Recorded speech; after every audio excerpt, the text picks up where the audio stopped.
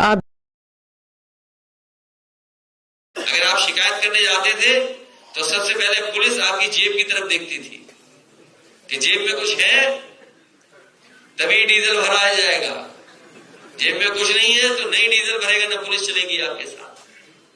समाजवादियों ने 100 नंबर व्यवस्था दी, और व्यवस्था इसलिए दी थी जो गांव में हमारे गरीब हैं, किसान हैं, कहीं झगड़ा हो जाए, आपस परिवार में कभी कभी झगड़ा हो जाता है, पड़ोसी से झगड़ा हो जाता है, पानी को लेकर के, कूड़े को लेकर के, जानवर को लेकर के, तमाम ऐसे मसले होते हैं गांव में जिसके कारण एक दूसरे से झगड़ा हो जाता है। थाने भागना पड़ता था, एक दूसरे की सिफारिश करके तब पुलिस सुनती थी।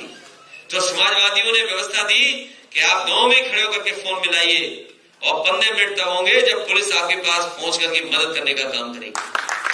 वो व्यवस्था उन्होंने चौपट कर दी, खत्म कर दी, नंबर बदल दिया। पहले तो पुलिस वालों को लगा कि नंबर बदलने से उनका कमीशन भी बढ़ गया है,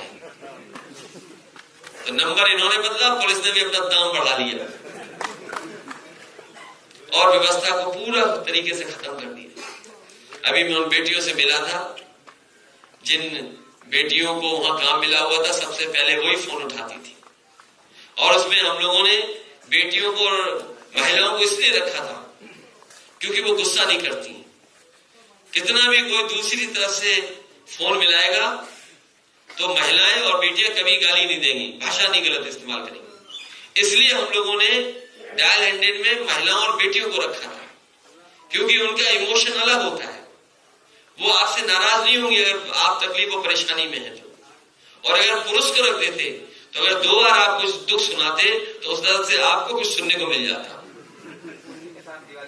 इसलिए और सोचिए आप, इसीलिए हम लोगों ने लड़कियों को रखा था, महिलाओं को रखा था। लेकिन इस सरकार ने उनकी भी नौकरी छीन ली। पता नहीं कहां से एक कंपनी लाए हैं, मुनाफा कमाने के लिए उस कंपनी को उन्होंने काम दे दिया है। उन बेटियों के साथ मैंने दिवाली मनाई क्योंकि वो धरने पे बैठी थी।